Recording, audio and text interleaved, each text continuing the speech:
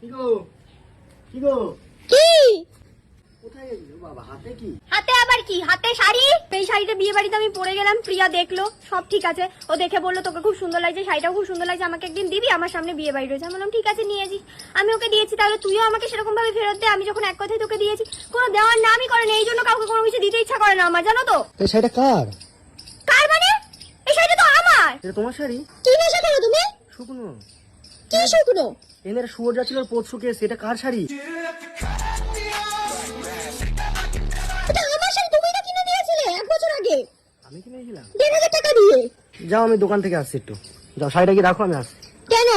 আরে দোকান থেকে আসছি, সবকিছুতে কেন কেন কেন করছো? যাও। আমি এর জন্যই কাউকে শাড়ি দিতে চাই না, জানিস তো। তোকে প্রথমেই আমি বলেছিলাম তুই দেখে শুনে পরবি।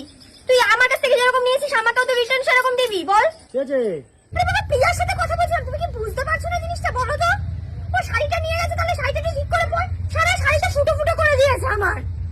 আমার ভালো লাগে না। ও যখন আমার কাছ থেকে শাড়িটা নিয়ে গেল, তাহলে সেফটি পিনটাও তুই আমার কাছ থেকে কোথা থেকে কোন বড় একটা সেফটি পিন পেয়েছে, সেই সেফটি পিনটা এমন করে কুইয়ের মধ্যে ঢুকিয়েছে যে পুরো বড় একটা ফুটো হয়ে গেছে। আরে এই তো, এদিকে আসো, এই দেখো পাড়ের এই জায়গাটায়। এখানে হয়েছে? হ্যাঁ, ওখানেই হয়েছে।